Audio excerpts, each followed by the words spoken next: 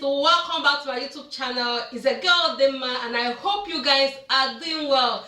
To all our amazing returning subscribers, thank you so much and God bless you. And if this is your first time of seeing my face, you are welcome to our channel. Here we talk about life in general. We do particularly everything in this channel. So stay tuned and enjoy yourself. So guys, today I'm going to be talking about the reason why I decided to marry a Nigerian. Why I left Oyibo to marry a Nigerian. So guys, I moved into Germany 6 years ago. Yes, 6 years ago. And of course, so many people who came here, they had, you know, they say my Oyibo, everybody have my Oyibo. I also have my Oyibo. Okay guys, I don't know if that is still functional, and the first advice you get here when you come here is go to club. If you go to club, look for Oyibo, get pregnant for the Oyibo, you copy his car number or you copy his house address or his this and that, so that you keep sleeping with them, and then when you get pregnant and then all that blah blah blah. There were so many scandalous stories about that, and by the time I came here, I've already given my life to Christ, and I was too old for such life. Like going to the club, I never went to a club. Even when I was in Nigeria, I never clubbed for one day.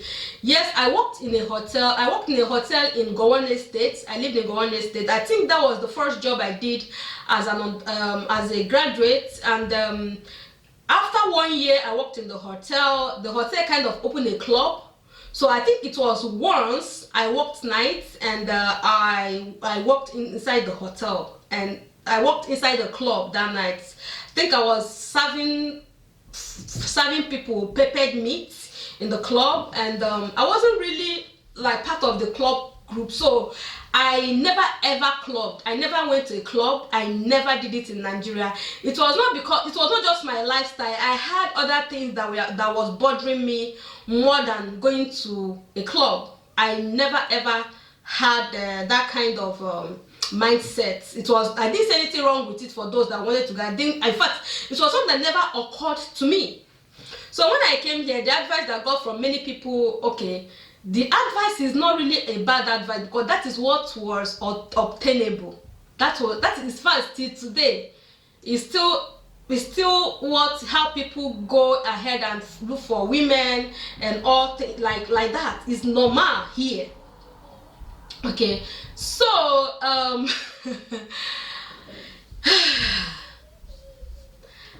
first of all is the culture shock.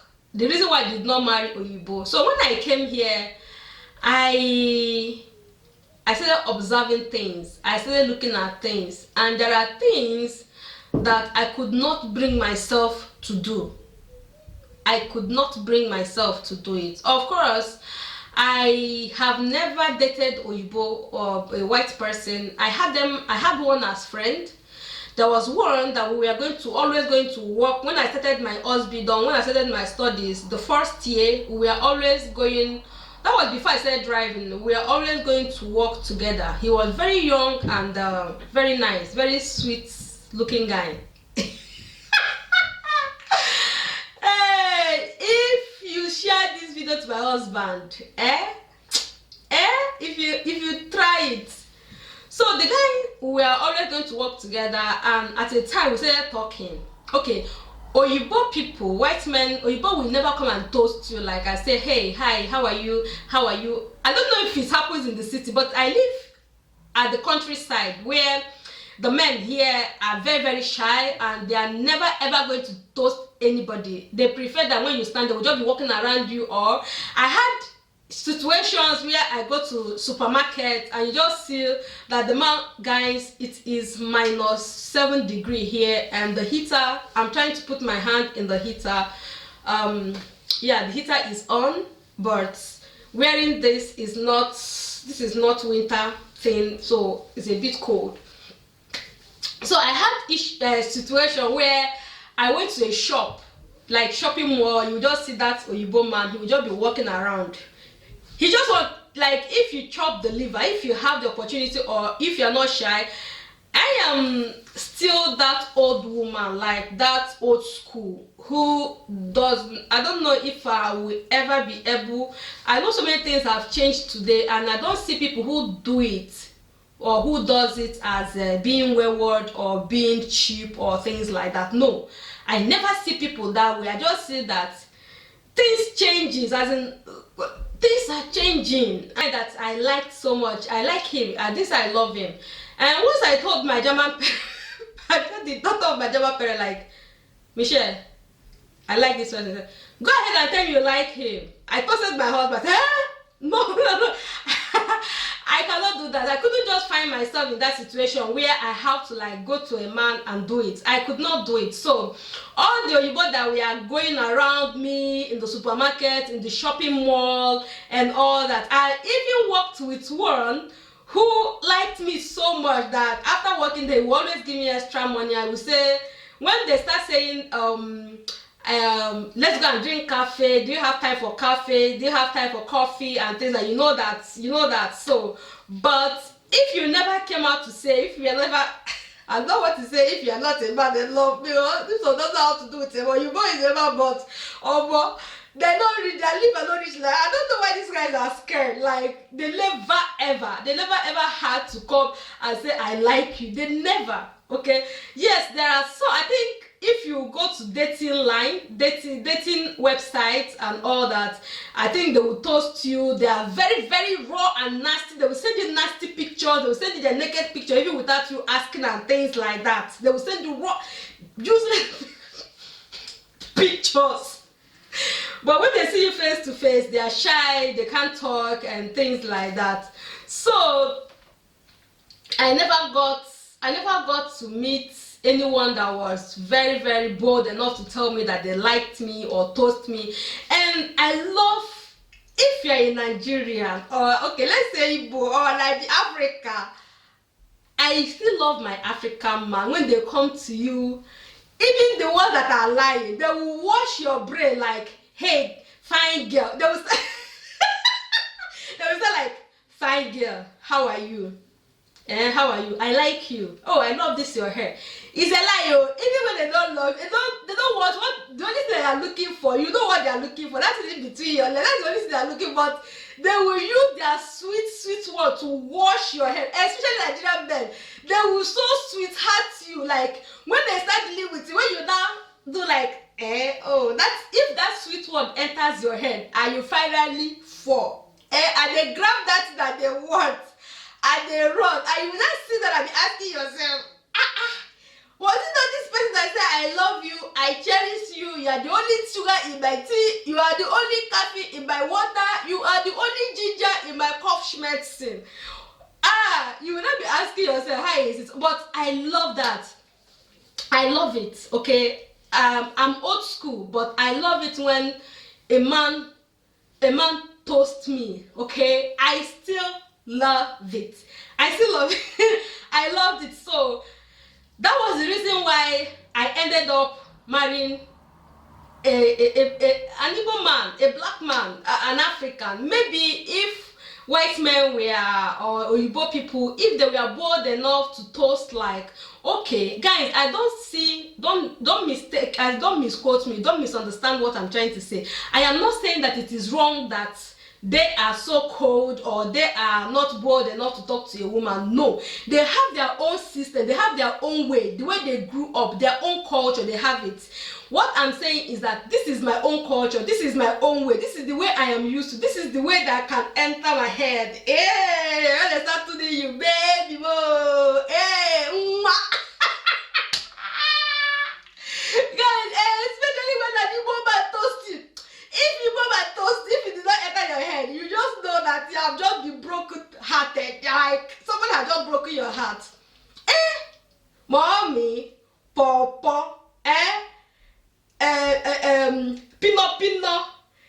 pino, I use it for my screensaver. Pino, tomato juice. Hey, mama, son, ukuwayo. If my husband should come ukuwayo like this, that used to enter my barangata. Hey, you will say, hey, adore. Ukuwayo.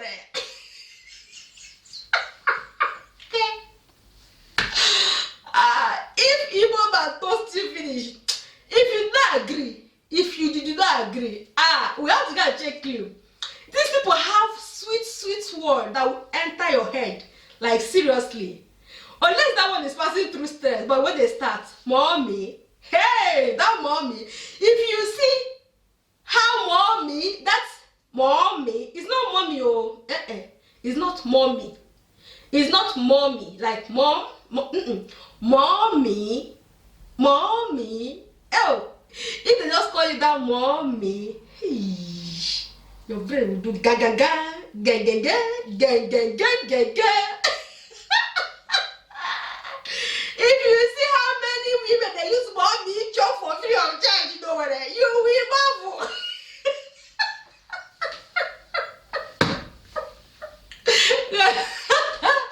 So guys, and I was telling you guys about the guy that I was going to work with. Yes, he was the only one who actually came. I think at a time I invited him home to my place, and I think after 6 months we said we go to work together, come back. We use the same taxi. We used the same taxi to go to work, and then we'll come back. It was not a normal taxi, it was a taxi, but that means you can use your normal ticket, the bus ticket to enter, but you have to order for it. So we go to work at the same time, so we order for the same taxi. So when he came to my place, I invited him. Of course, I knew I wasn't going to do anything with him. No, I was never, because then I have stayed in Germany. I know that I didn't want to marry them. I didn't want to marry a white man because of the culture shock and the culture difference. I didn't want to go into marriage and come out of it. I didn't want to go into relationship. I didn't want to have. I cannot even have a relationship for 3 years, 4 years, 5 years, dating one person. I can never do it. So that life, you know, that life that just you and I going to holiday. Hey, I've got families as well. I've got friends. I've got people. I've got my German parents. I don't want to forget them. I still want to be part of their life. So I didn't want that life that I would just have a boyfriend. He is my boyfriend. Like, I didn't want that kind of life. Apart from that, my Christian life and all that. And I've seen where white people date our girls and they're not able to go to church, or they will tell them there is no God, get out, there's no, like, I didn't want to ever find myself in that condition. So I avoided it from the onset. So at the time I said no, I wasn't going to do this. It is better to marry someone that will speak the same language, will cook the same food, will eat the same thing. I do not want to probieren. It will out probieren. I didn't want to get there. I didn't have any issue getting there, but I knew that it's something that was not going to work for me. I know the things that can work for me and the things that will not work for me, because me, I no go gree, I no go do them, I no go that way. So it is better from this onset, I will just come out my hand, come out my leg and say, I know they let me go and take my hey, now but daddy. Yeah. I think I'm crazy. I'm so sorry. So that was the reason why at a time I said no, I wasn't going to marry Oyibo. Even when my people are saying, my friends all of them like, hey Jane, you must marry Oyibo, you got to do this and that. I don't I'm married for that. I'm not married for you, but I'm married for myself. So I'm married for the one we say me and go day. So if we get problem, we feel call home, we feel call people, we go settle, things go happen well. Like you go understand, me go understand them. You know where would they come from? If I cook ogriyo pay, you go chop and go lick man, go say mommy kish the ta otobuam. Otobuam. So guys, that is it. So that was the reason why I ended up marrying a black man instead of Oyibo. Oyibo people are very sweet, they are very nice, like when you see the ones that their marriage is working, you know, they're not like our men, are not romantic like that, but you know, we still love them. This is how we grew up, this is who we are. And hey, I will not trend, I will not my black man for anything. Okay, we'll quarrel, we will settle. Okay, like if you reach the one we say we know, we go put our knee for ground with the kabash baba say kebo shandayaba. So I just wanted somebody that I could relate with. I know I didn't date them. I saw a few of them who liked me, but they were never bold enough to talk to me, and I didn't like it. I wasn't going to. I wanted somebody that would say, "Mommy, hey, baby, the first day I saw you, hey, I just asked myself, I said, God, Eba can go. Eba, you see my husband. Okay, well, I don't want to talk about when we meet because that story is going to be very, very long. After we met, like another 2 years, we did not talk. We were fighting, like we were quarreling. We were talking, but anytime we talked, it was fight. And then when we finally reconciled, one of my friends just spoke to me one day, Mimi. She said, Jane, let this thing go. Try this guy now. Just give her a chance. You know they never give her. Just give her a chance.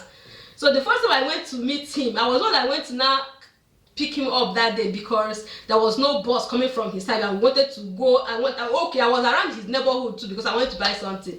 So he told me, said that day that he just stayed upstairs and looked at me. When I just came out of the car, he said, Eba, hey, and where's the boss? Eba can you? So guys, when your man tells you things like that, you know how he used to tolerate. Hey guys. So guys, that is it for today. I hope you enjoyed this gist. I know this gist is very, very long, but don't mind me, okay? So guys, thank you so much. And see you in my next video. Mwah, mwah, mwah, mwah.